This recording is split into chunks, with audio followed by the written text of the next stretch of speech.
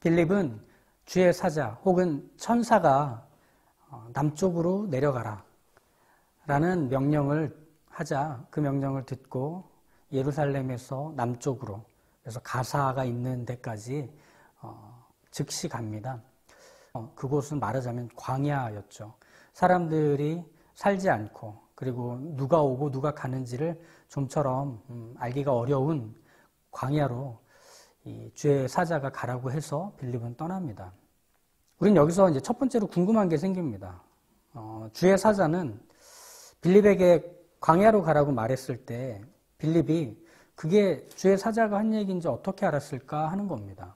왜냐하면 광야로 가라고 말하는 이 존재가 믿을 만한 존재인지 그리고 이 말을 따라야만 하는지를 빌립이 어떻게 알았을까 하는 게 궁금하기 때문이죠.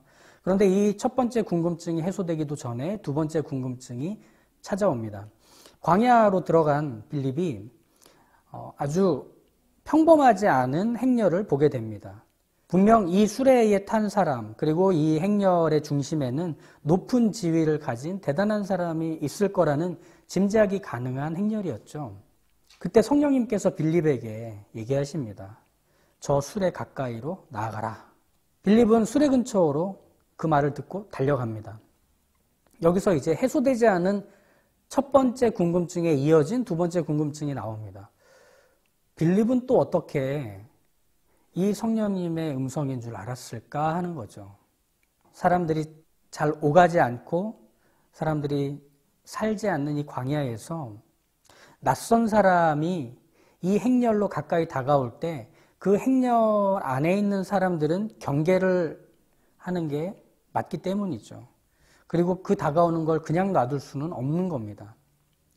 예루살렘에서 에티오피아로 다시 돌아가는 이 사람이 누구였냐면 에티오피아 여왕 간다게의 재정을 맡고 있는, 말하자면 왕의 금고를 책임지고 있는 재정장관이었던 사람입니다. 이 사람은 에티오피아에서 예루살렘으로, 그래서 예루살렘 성전에서 제사를 드리고 또 기도를 하고 그리고 다시 에티오피아로 돌아가는 길이었죠. 여기서 우리가 성경적인 상상력을 발휘해 본다면 에티오피아에서 예루살렘까지, 즉 아프리카 북쪽에서 유다까지 가는 그 길은 짧지는 않습니다. 그런데 왕복을 해야 하는 이 여정에서 두루마리 하나 달랑 들고 이 재정장관이 여정을 떠났을까요? 그렇지는 않을 겁니다.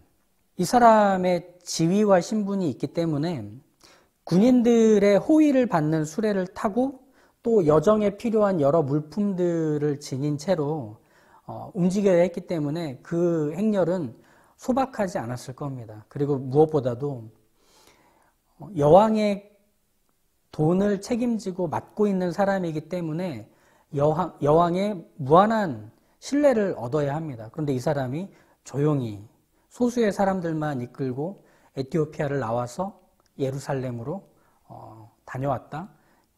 오히려 그게 더 여왕의 불신을 낳게 되는 일이 될 겁니다. 그런 면에서 보면 이 행렬은 공식적인 일이어야 되고 이 행렬은 결코 작거나 가벼운 행렬일 수 없었던 거죠. 그러니 혼자 광야를 걷는 한 사람이 이 행렬로 다가오는 것은 의심을 살만했습니다. 그리고 그런 의심을 살만하다는 것을 빌립 역시 알고 있습니다. 당연한 것 아니겠습니까? 그런데 빌립이 어떻게 하죠? 의심을 살만한 행동을 합니다. 그 수레로 달려갑니다. 이게 얼마나 대단한 담대한 접근인지 모릅니다.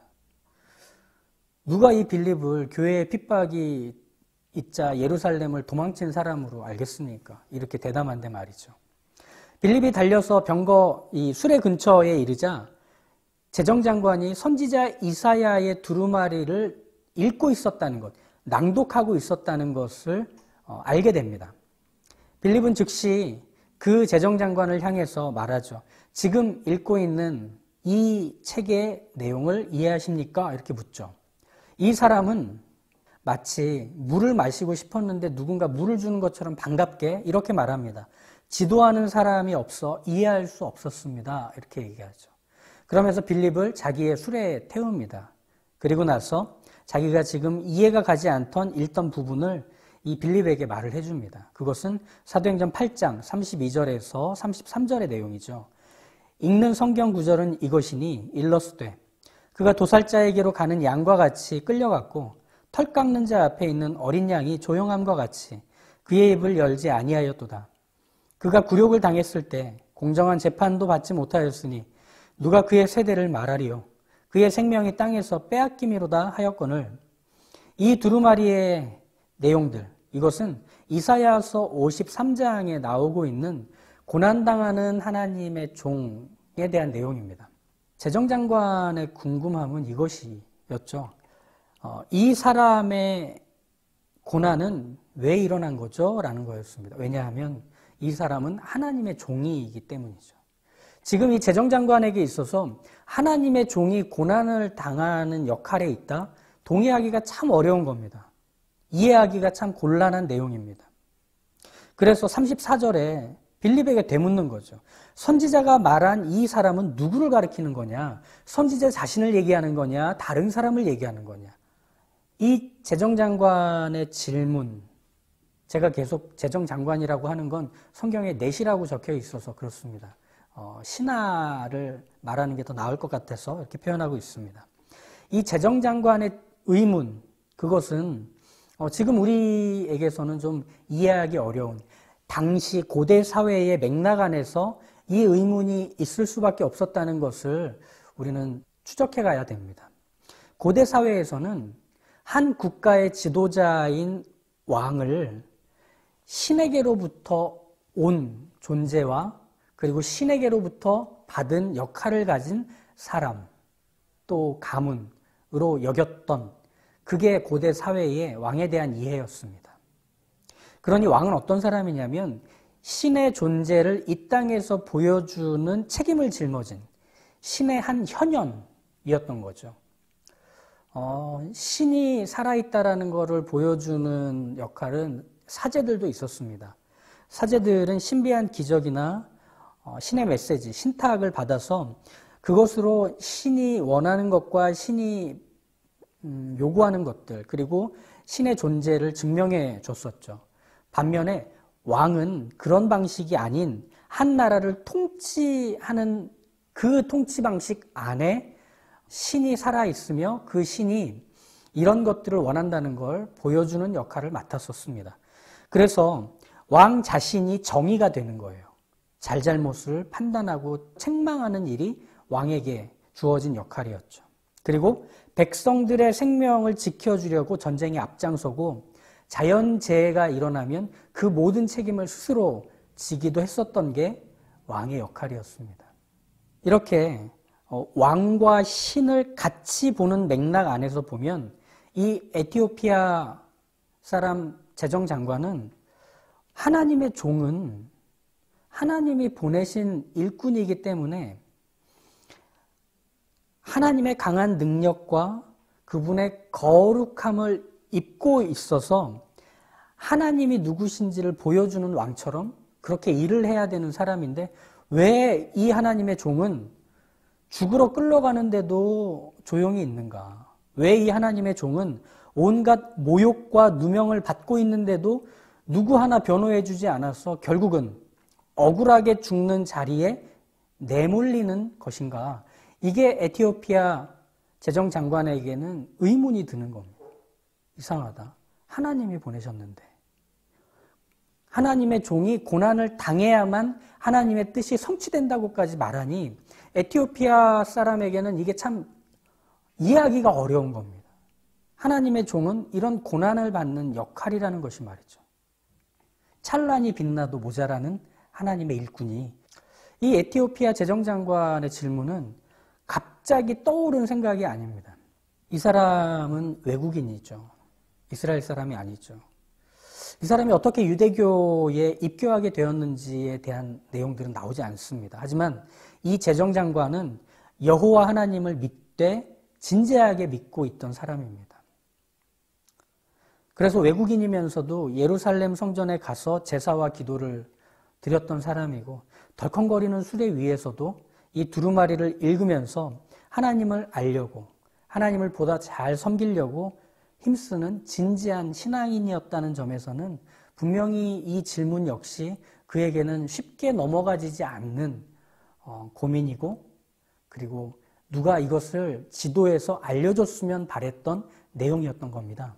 하지만 그 사람은 그 시대의 사람, 그리고 그 문화와 사회 안에 깊이 묶여있던 사람이기 때문에 그 자리 밖으로 나와서 그 고난당하는 하나님의 종이 모든 죄를 짊어지신 하나님의 아들이고 그를 통해서라야만 하나님이 구원을 이루신다라는 것을 이해하기까지는 그 비어있는 것을 채울 만한 것이 이 재정장관에게는 없었던 거죠. 그렇다면 왜 빌립을 남쪽으로 광야로 가게 하셔서, 그리고 사람들의 경계의 눈초리를 받으면서도 그 수레로 달려가 그 재정장관을 만나게 하셨는지 성령님의 의도가 분명해집니다. 그것은 이 재정장관을 구원받게 하시려는 성령 하나님의 분명한 의지였던 겁니다. 악랄하고 잔인했던 이 아수르 제국의 수도 니누의 사람들과 그 성에 살아있는 모든 것들을 지키시려고 하나님의 사람 요나 선지자를 물고기에 담아서 보내던 그 하나님의 열심, 우리는 기억합니다. 마찬가지로 하나님께서는 그 한 사람을 구원하시기 위해서 빌립을 일으켜 세우셔서 그 광야로 가게 하시고 그 사람을 만나 그 사람의 넘어가지 못하는, 그리고 한 걸음도 내딛지 못하는 바로 그 질문의 답을 예수 그리스도 복음으로 전하게 했던 거죠. 그것으로 이 재정장관은 그 자리에서 세례를 받고 기쁘게 돌아갑니다. 그런 면에서 본다면 빌립은 복음을 전하는 이 복음의 일꾼이라는 점에서는 너무나 분명하고 너무나 확실하게 그의 일을 감당하고 있습니다. 이런 모습들은 베드로와 요한이 사마리아 성에서 성령을 받게 하고 이제 예루살렘으로 돌아갈 때 예루살렘 돌아가는 과정에서 여러 성과 촌락을 계속 다니면서 복음을 전했던 모습과 겹치고 있습니다. 이 빌립 역시도 그 재정장관에게 세례를 베푼 후에 성령이 가자 하셔서 곧바로 떠납니다. 그래서 또 복음을 전해야 하는, 구원을 받아야 하는 사람들을 찾아갑니다. 즉 복음의 일꾼들은 주저하지 않습니다. 하나님이 구원하실 자가 분명하게 있기에 내가 지금 가는 걸음은 그 사람이 구원받는 시간을 앞당기는 것이라 여기고 있어서 지체할 수 없습니다. 여기서 조금 더 있다 가고 이 사람이랑 좀 맛있는 것 좀 먹고 대화도 나누고 받은 구원의 감격들을 나누면서 행복한 시간을 보내는 것은 복음을 전하는 일꾼에게는 주어지지 않은 시간입니다. 성령님이 가자 하시면 가는 거죠. 성령님이 여기서 멈추라면 멈출 뿐인 거죠. 즉 성령님의 일하심은 모두 사람의 구원과 관련된 것이기 때문에 그것을 아는 복음의 일꾼들은 오직 성령님의 말씀만을 쫓을 뿐이었습니다. 그렇다면 여기서 이제 우리가 앞에서 궁금했던 것들을 끌어와야 합니다. 성령님의 음성은 어떤 것인가 하는 거죠. 베드로와 요한이 들었고 빌립이 들었던 이 성령님의 음성이란 어떤 것이냐? 하나님의 음성을 들었다고 하시는 여러 성도님들의 얘기들을 또 경험들을 들어보면 우리나라 말로 성령님이 또 하나님이 말씀하시는 걸 들었다는 분들도 있고 어떤 이미지로 알게 하셨다는 것도 있었고 또 느낌적인 느낌으로 알게 되는 것도 있다고 합니다. 한마디로 말하면 하나님의 음성 듣는 것, 그리고 성령님의 음성을 듣는다라고 하는 것은 각자 다 다른 양상으로 나타난다는 거죠. 표준된 건 없습니다. 단 한 가지는 존재하지 않습니다. 그럼 여기서 우리가 주목해야 되는 것은 베드로와 요한이 성령의 음성을 들었다, 빌립이 성령의 음성을 들었다고 할 때 그것은 우리도 같은 방식으로 듣게 된다라고 말할 수는 없을 거라는 얘기입니다. 하지만 성령님께서 사람에게 오셔서 분명하게 지시하시며 하라고 명령하시는 것은 그 모든 사람들에게 동일하게 있는 거죠. 그러니 구원받을 사람에게 달려가 복음을 전하는 일들은 공통적으로 일어난 것 아니겠습니까? 그럼 우린 여기서 성령님이 하시는 방식은 모르겠지만 성령님이 오셔서 무엇을 이루시는지는 분명히 알 수 있습니다. 성령님은 사람을 구원하는 일에 사람을 보내신다는 겁니다. 성령님은 사람을 구원하는 일에 사람을 보내십니다. 그럼 이렇게 생각해 볼 수도 있지 않습니까? 사람은 시간과 공간, 물리적인 제약이 있습니다. 일어나야 되고, 걸어야 되고, 또 배고프면 뭣도 먹어야 되고, 힘들면 쉬기도 해야 합니다. 하지만 성령님은 그럴 필요가 없으시죠. 그냥 예루살렘에 계시다가 동시에 사마리아에도 계실 수 있으십니다. 그럼 성령님께서 그냥 가셔서 복음을 전하시고 구원받게 만드시면 더 효율적이고 빠른 일을 왜 사람을 찾아가셔서 그에게 복음을 전하라고 거기로 가게 하시고 또 가는 모든 여정 속에서 말씀하시고 지시하시고 가르쳐 알리시는가? 왜 이 번거로운 일들을 하시는가? 우리가 이 내용에 도움을 받기 위해서는 성경의 한 구절을 찾아야 합니다. 마태복음 9장 35절에서 38절의 말씀입니다. 예수께서 모든 도시와 마을에 두루다니사 그들의 회당에서 가르치시며 천국 복음을 전파하시며 모든 병과 모든 약한 것을 고치시니라. 무리를 보시고 불쌍히 여기시니 이는 그들이 목자 없는 양과 같이 고생하며 기진함이라. 이에 제자들에게 이르시되 추수할 것은 많되 일꾼이 적으니 그러므로 추수하는 주인에게 청하여 추수할 일꾼들을 보내주소서 하라 하시니라. 예수님께서는 이 땅에서 죽으시기 전까지 같은 일을 계속 반복하십니다. 모든 도시와 모든 마을을 다니시면서 사람들을 만나십니다. 그래서 하나님 나라의 얘기들을 교훈하시고 그리고 하나님의 뜻을 알려주십니다. 그리고 회개하라. 하나님의 나라가 가까웠다. 이렇게 선포하십니다. 뿐만 아니라 병을 고쳐주시고 그리고 몸에 있는 장애들을 정상으로 복원시켜 주시고 귀신을 쫓아내시는 일들을 하십니다. 그런데 예수님께서는 그런 일들을 하실 때마다 어떤 마음, 어떤 정서셨느냐면 마음 가득 눈물이 맺혀 계신 상태셨습니다.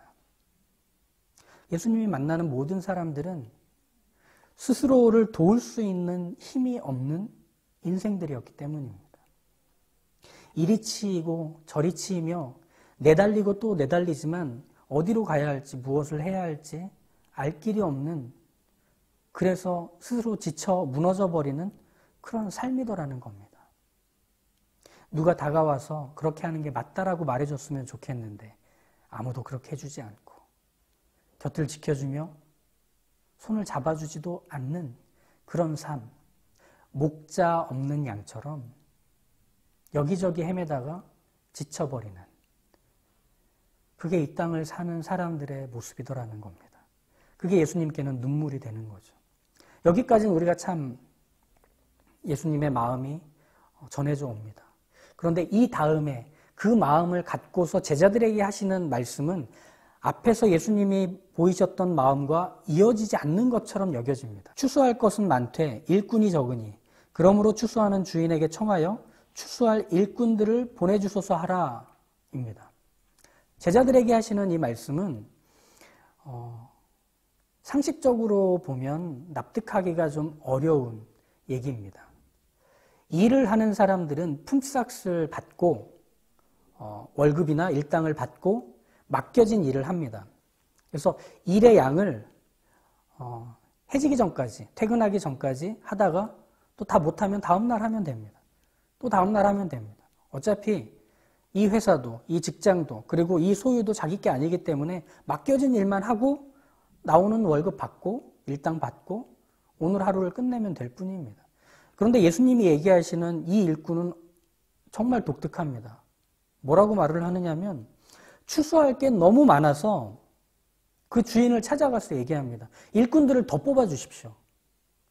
당신의 소유인 이 추수할 것이 오늘이 지나면 그 맛을 잃고 그리고 상태가 전과 같지 않을 것이니 오늘 이 일을 다 끝내야 합니다.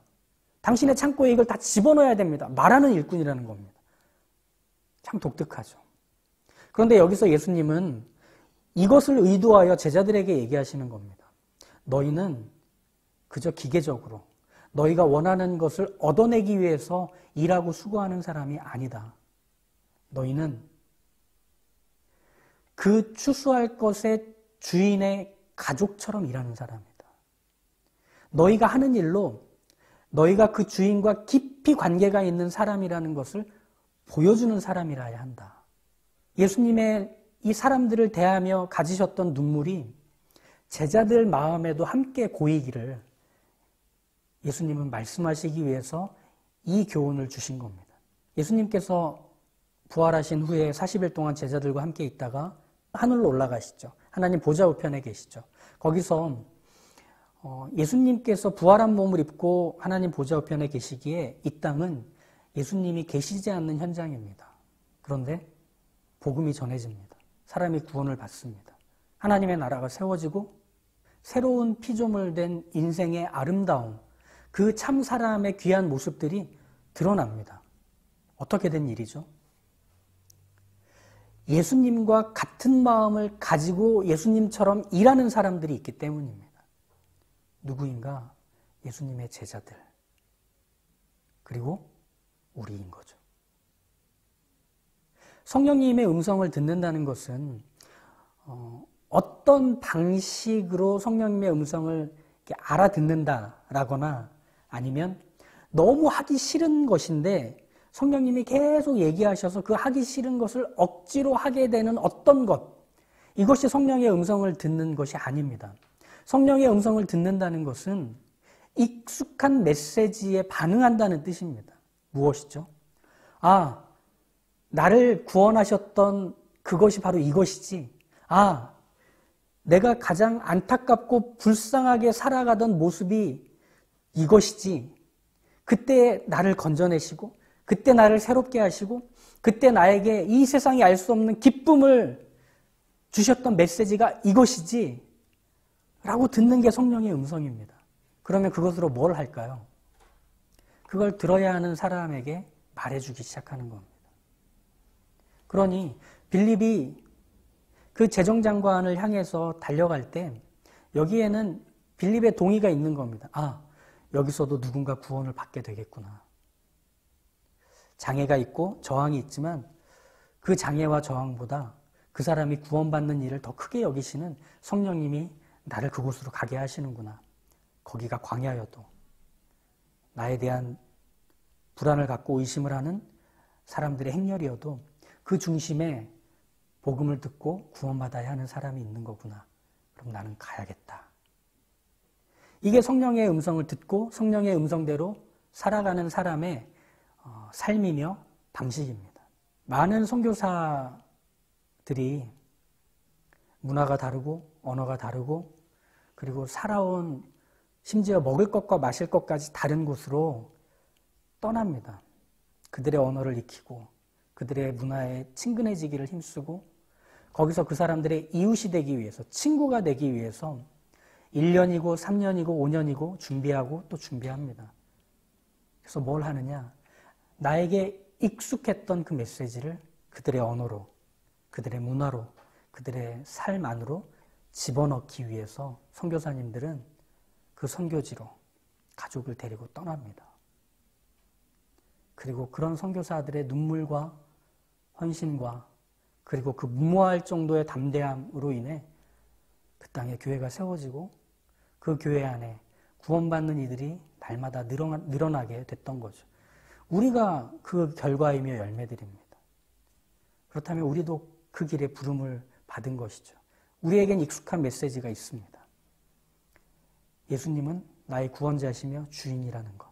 그것으로 인해 내가 기뻐할 수 있고 그것으로 인해 내 인생에 풍성한 위로와 소망이 생겨났다는 것. 이 익숙한 메시지를 전하는 것이죠. 우리 지원이와 병재와 병욱이 병민이, 은성이 은설이 성훈이, 그리고 시원이와 지원이. 오늘의 이 설교로 나누고 싶은 한마디는 이것입니다. 성령님의 익숙한 메시지를 듣기 시작하면 그것을 전하기 시작할 겁니다. 우리 모두 그 성령님의 음성에 반응하는 하나님의 사람, 성령 충만한 인생이 되기를 주님의 이름으로 축복합니다.